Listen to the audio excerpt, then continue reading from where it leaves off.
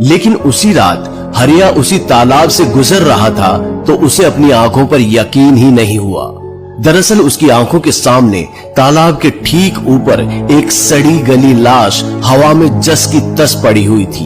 इतना भयानक मंजर देखकर हरिया का खून सूख चुका था, लेकिन फिर भी बहुत हिम्मत करके उसने उस लाश का चेहरा देखने की बहुत कोशिश की, लेकिन वो नाकामयाब रहा।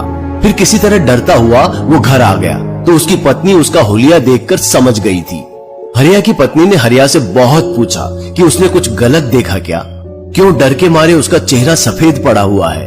लेकिन हरिया ने किसी से कुछ भी नहीं कहा और बिना खाए ही छत पर सोने के लिए चला गया। अगली सुबह जब हरिया की पत्नी हरिया को उठाने गई तो उसने अपनी जिंदगी का सबसे भयानक मंजर देखा। हरिया मर चुका था। उसकी लाश हवा में जस की तस एक जगह ठहरी हुई थी, ठीक उसी हालत में जैसा कि खुद हरिया ने तालाब के ऊपर देखा था। सैकड़ों कौवे लाश से मांस नोच नोच कर खा रहे थे। हरिया की पत्नी अपने पति का ये हाल देखकर बेहोश हो गई।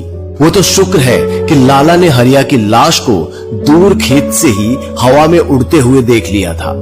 वो तुरंत ही हरिया के घर पहुंचा और धीरे धीरे ये बात पूरे गांव में आग की तरह फैल गई।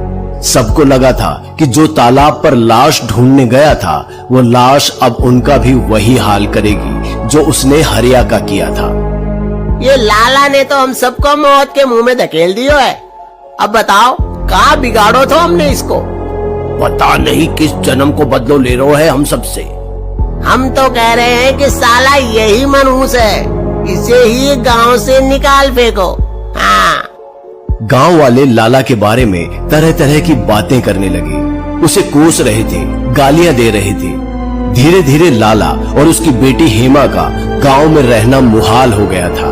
पर अभी हरिया की मौत को 2 दिन ही हुए थे कि तभी गांव में हल्ला हुआ कि गांव के मुखिया की मौत हो चुकी है। उसकी लाश भी ठीक वैसे ही मिली है जैसे हरिया की मिली थी।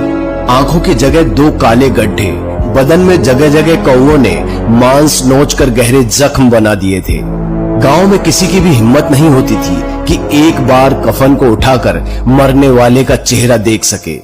मुखिया की मौत पर सारा गांव मौजूद था, सिर्फ लाला को छोड़कर।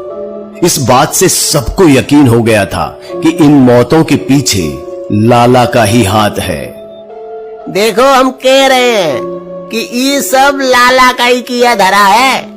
साले को जिंदा छोड़कर बहुत बड़ी गलती कर दी है। अरे कोई नहीं, गलती को सुधारा भी तो जा सकता है। गांव वाले आपस में इतना सब कुछ बोलकर